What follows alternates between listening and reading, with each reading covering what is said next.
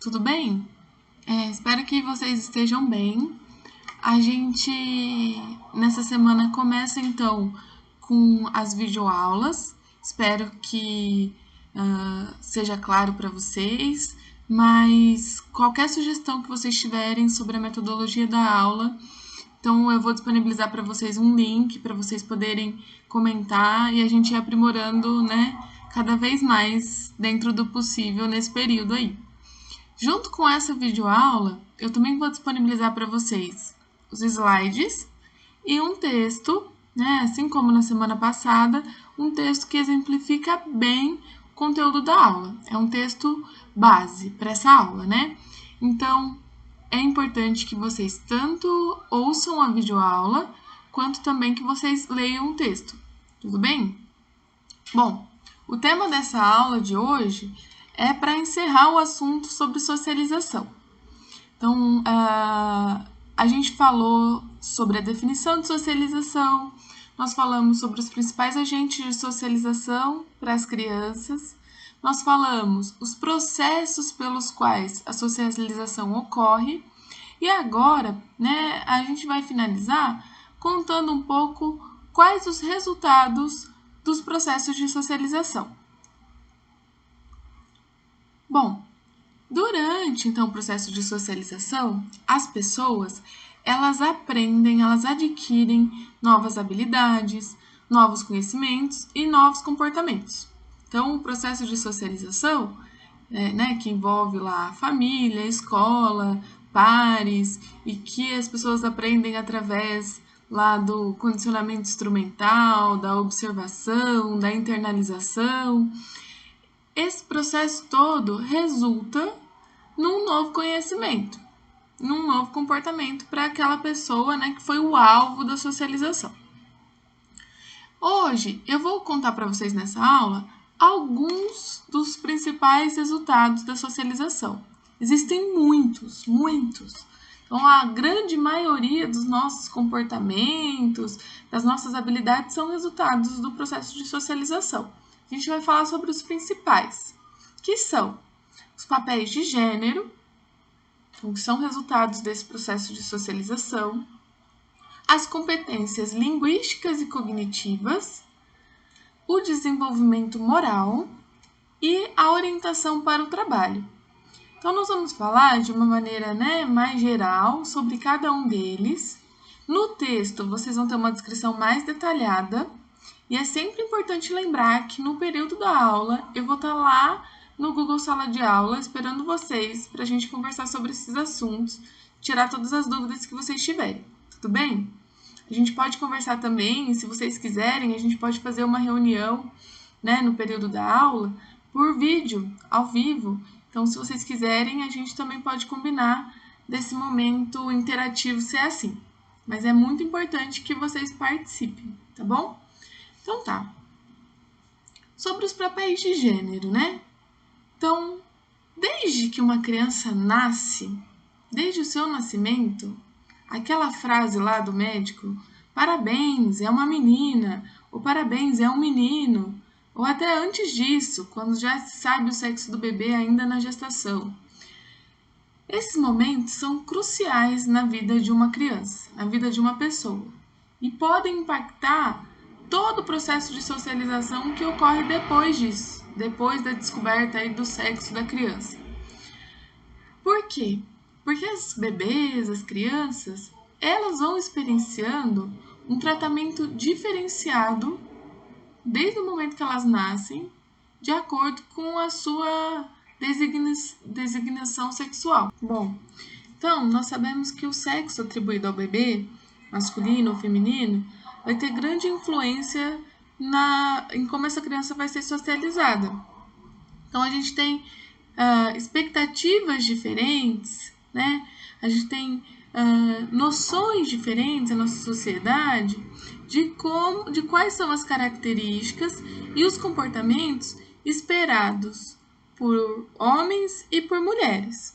Para vocês terem uma noção, a gente já sabe que na sociedade ocidental, né, geralmente espera-se que os homens sejam mais competentes, competitivos, mais lógicos, assim, que sejam até mais agressivos, ambiciosos, né? São qualidades que são esperadas e valorizadas para os homens. Por outro lado, nossa sociedade não valoriza essas qualidades, esses comportamentos para as mulheres. Espera-se que as mulheres sejam calorosas, expressivas, gentis, sensíveis, são características valorizadas, né, características e comportamentos valorizados, reforçados para mulheres, né, e algumas vezes mal vistos para homens. Um exemplo disso, de como que o gênero vai impactando a forma como as crianças vão sendo socializadas, os aprendizados que elas têm, é um teste que você pode fazer aí, de digitar no Google, brinquedos para meninos. Então eu fiz isso e esse foi o resultado. A gente tem uma diversidade de brinquedos, de bicicleta, bateria, mecânica, cabana, robô, enfim, uma série de brinquedos que são geralmente destinados a meninos.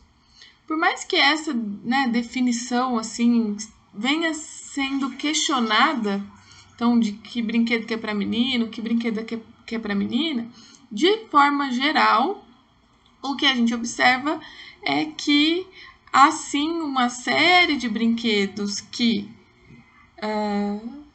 geralmente quem tem acesso são os meninos e uma série de brinquedos e brincadeiras que geralmente quem tem acesso são as meninas. Se você faz a mesma pergunta lá no Google, brinquedos para meninas, você já vê uma diferença assim visual impressionante, né? Então os brinquedos para as meninas são todos cor de rosa, né? E geralmente então envolvem o cuidado com os filhos, com as crianças, que é um papel que na nossa sociedade por muito tempo foi desempenhado, ainda é desempenhado primordialmente pelas mulheres. Então tem um monte de boneca, berço, carrinho de bebê. E também os serviços domésticos. Então cozinhinha, tem um rodinho, vassourinha, a tábua de passar. Então imaginem que a experiência que uma criança vive até no brincar já vai mostrando para ela quais são aqueles comportamentos esperados para o seu gênero. Então, uma criança, menina, né, que brinca de boneca e de arrumar a casa, ela vai aprendendo, né, mesmo no brincar, qual o seu papel de gênero. Então, quais são aquelas características que geralmente naquela sociedade, naquela família, né, no seu círculo social, no seu grupo social, são as características e comportamentos valorizados para ela. Isso é muito importante na infância, porque a gente sabe que até a primeira metade da infância, a brincadeira ela ocorre segregada por gênero. Então, geralmente, isso em várias culturas, não só na nossa cultura, no Brasil, mas em diferentes culturas, as crianças mais novas brincam, então meninas brincam com meninas e meninos brincam com meninos. O que serve ainda mais para ir modulando esse comportamento, para as crianças irem aprendendo por meio lá da observação, do reforço e da internalização, delas irem aprendendo umas com as outras o que é ser menina naquela sociedade e o que é ser menino.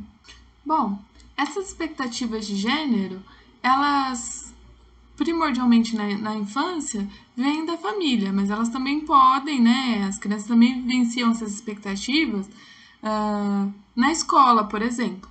Então, e às vezes essas influências são bastante sutis, né? Como é o caso das influências das histórias contadas aí na pré-escola e na primeira série, nos contos de fada, nos contos infantis.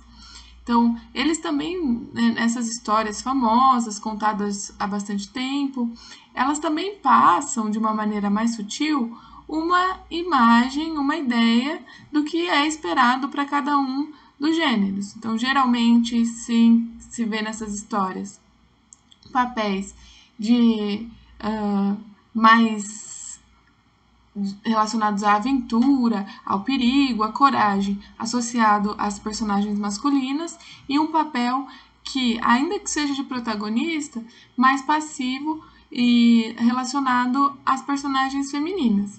Tem um vídeo que acho que é bastante conhecido, talvez muitos de vocês já tenham visto, mas é um vídeo de uma criança que questiona, inclusive, essas influências dos contos de fadas, aí falando da história do Aladim. E eu vou colocar para vocês verem aqui, mas se vocês quiserem assistir com mais calma, vocês podem baixar o slide que o vídeo vai estar lá, tudo bem?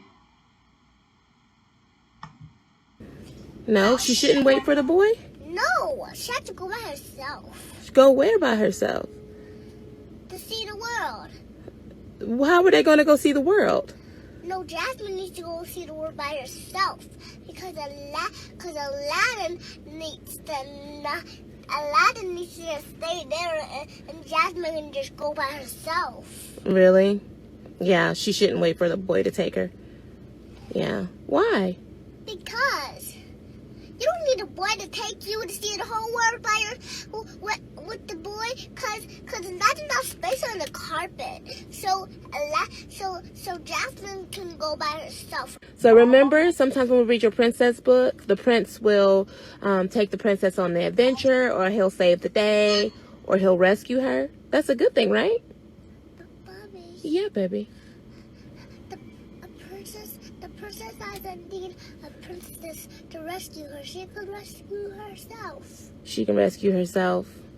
Yeah, that is true, baby.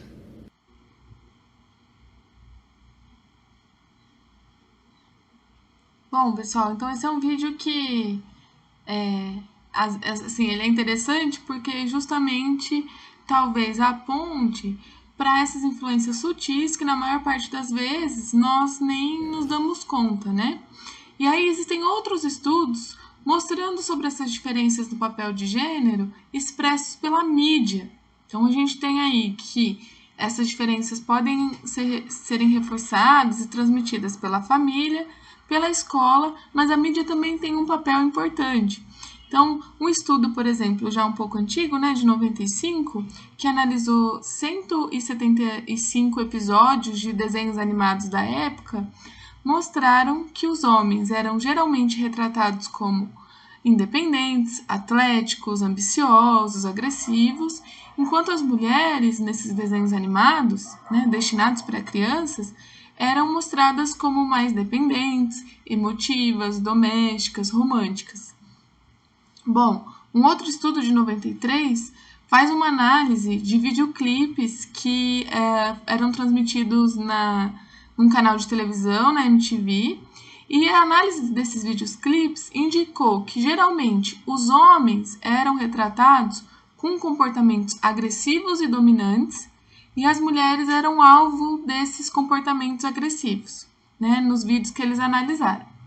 Eu trouxe para vocês alguns exemplos de músicas atuais, bastante conhecidas, e queria que vocês, se pudessem, então, dar uma lida nas letras dessas músicas. Acredito que a maioria vocês conhecem, e que a gente pudesse discutir hoje, né, lá no Google Sala de Aula, o que vocês acham, se essas músicas passam também uma mensagem quanto aos papéis de gênero, que mensagem é essa, se é condizente, por exemplo, com esse estudo de 93, né, que já tem um tempo, ou se não. Então, deem uma olhada e a gente pode discutir hoje mais tarde.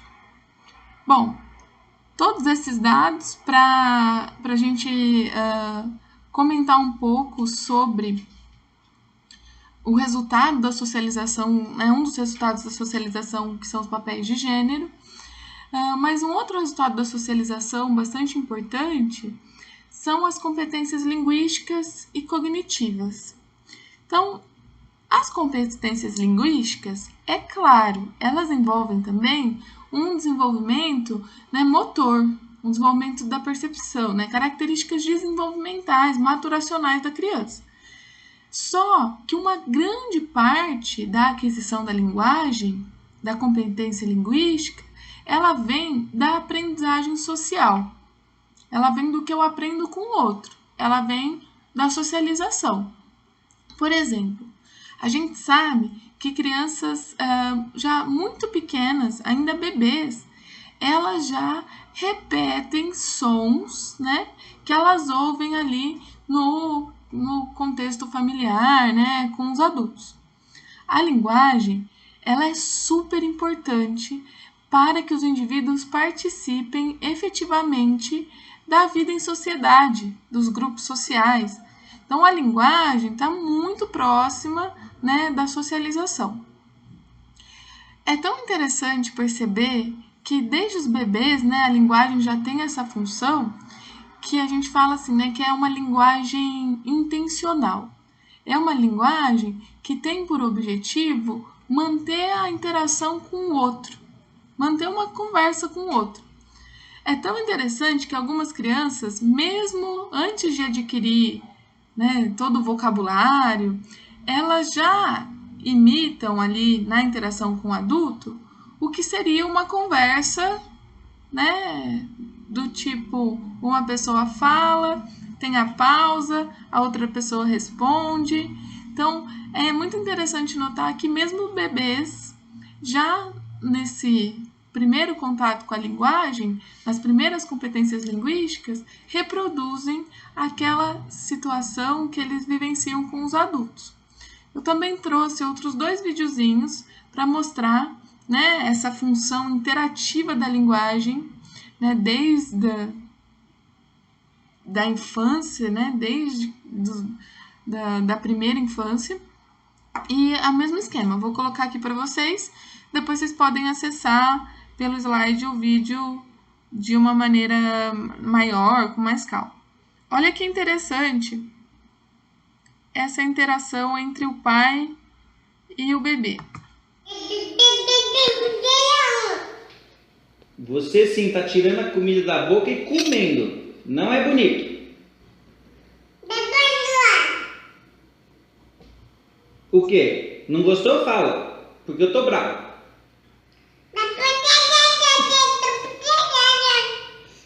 Então, repara Tá bom, mas como você não tá certa, não. o bebê fala, tem a pausa, o adulto responde e eles já estão reproduzindo uma situação de diálogo, né? Uma situação de diálogo adulto, né? Como ele vivencia ali na família.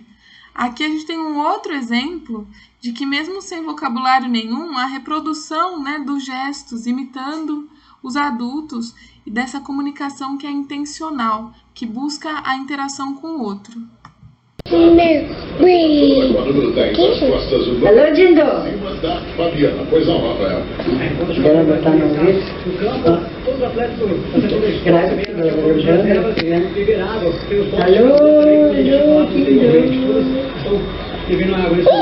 Você celebra a cadeia de mesa? Aqui no Canadá nós tivemos uma parada técnica que foi à noite. Perfeito, isso mesmo. Na seleção do Canadá. No momento para ter uma parada técnica.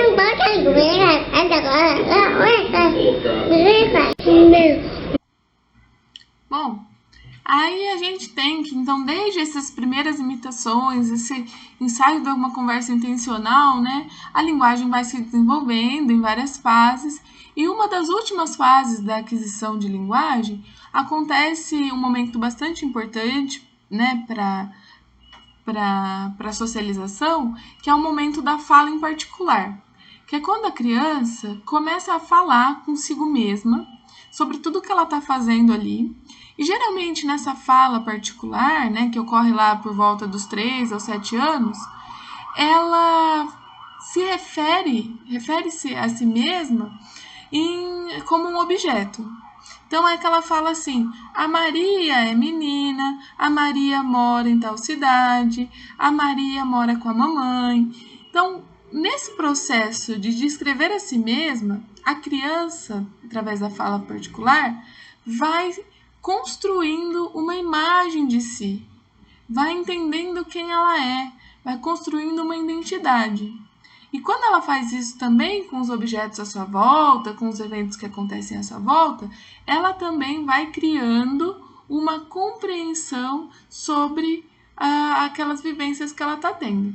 Então, esse momento do desenvolvimento da linguagem é muito importante para a socialização, porque é quando a criança vai construindo mesmo uma ideia de quem ela é, uma ideia de onde ela está, de como as coisas funcionam ali. Gradualmente, então, né, a criança vai passando por essas fases de desenvolvimento da linguagem, que são assim, muito determinantes para essa construção de si e para esse entendimento do mundo. E aí, com o tempo, ela vai, então, começa a se engajar em diálogos com as outras pessoas, sejam com adultos, seja com crianças da mesma idade que ela. E esse diálogo, né, indicam a capacidade da criança de tomada de perspectiva, de então começar a conhecer outras perspectivas que não a dela. Muito associado, muito próximo às competências linguísticas estão as competências cognitivas. Por que elas estão muito próximas? Porque nesse processo em que eu começo a dar nome para as coisas que estão acontecendo à minha volta, que nesse processo em que eu começo a me identificar a partir, né, da fala, é que eu vou desenvolvendo também algumas competências cognitivas. Em especial, uma competência cognitiva que seja capaz de organizar as vivências que eu tenho, de organizar as minhas experiências. Competências cognitivas que me ajudem, por exemplo, a armazenar minhas experiências passadas e, diante de uma situação nova, conseguir mobilizar aquelas experiências passadas para explicar aquela situação nova. Então, para a gente dar conta de viver nesse mundo complexo, a gente precisa ter a habilidade cognitiva, a competência cognitiva, de categorizar os eventos, as coisas, as pessoas em agrupamentos.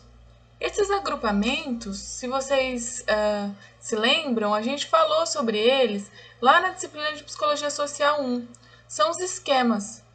São essas categorias, né, de eventos semelhantes ou de objetos semelhantes, de pessoas, características semelhantes que nos ajudam a vivenciar situações novas, né, eventos do dia a dia, com base em experiências anteriores, em agrupamentos pré-existentes.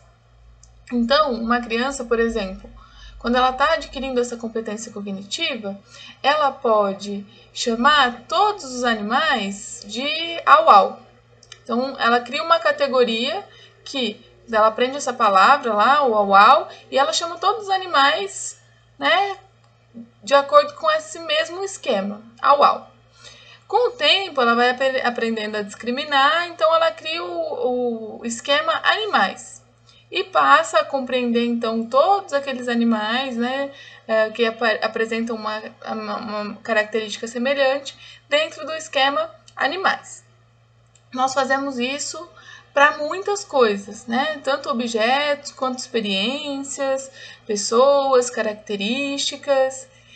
E é importante ressaltar que não só quando a gente estabelece esses esquemas, não só a gente caracteriza os esquemas a partir das características dos eventos, dos objetos, mas também dos significados associados a esse esquema. Então, eu posso ter um esquema que me diz como, quais as características, por exemplo, de pessoas católicas. Pessoas católicas têm essas características. Mas junto com esse esquema, eu também aprendo, por exemplo, qual é o posicionamento, qual é o sentimento dos meus pais sobre pessoas católicas. Então, eu aprendo tanto as características daquele determinado esquema, daquele determinado agrupamento, como também eu vou desenvolvendo atitudes positivas ou negativas diante daquele esquema. Eu posso ter esquemas sobre pessoas idosas, pessoas obesas, pessoas de diferentes nacionalidades. Então, eu posso ter esses esquemas, né? E aí, eles são esquemas tanto em razão de características, mas também dos significados, dos sentimentos que eu atribuo àqueles esquemas. E aí, esse é um ponto muito importante para a socialização. Porque na medida que eu vou criando esses esquemas cognitivos que me ajudam a compreender o mundo, e que esses esquemas são dotados de sentido, de valores, de sentimentos, é aí que a gente começa a explicar como surgem, por exemplo, os preconceitos ou os estereótipos, essas classificações simplistas, né, dotadas aí de atitudes negativas, sentimentos negativos. Então, nesse ponto aqui desse conteúdo da socialização, nós já podemos estabelecer um link muito importante com uma aula que a gente vai ver lá na frente, que é a aula de preconceito. Então, acho que esse é um ponto bem interessante quando a gente discute os resultados da socialização. Pessoal, a gente teria outros 2 resultados da socialização, né, para comentar, que seria o desenvolvimento moral e a orientação profissional, bem como falar rapidamente da socialização específica para os adultos, porque a gente falou bastante da socialização para as crianças, e apresentaria para vocês um resumo também desses conteúdos que a gente conversou até agora. Como ainda hoje seria muito bom que se vocês conseguissem ler o texto e responder ao exercício, nós vamos encerrar a videoaula por aqui e na próxima aula, então, eu retomo falando desses outros 2 principais resultados da socialização. Tudo bem? A gente discute, acho que a gente tem bastante conteúdo para conversar hoje lá na nossa sala de aula, então eu aguardo vocês lá, beleza?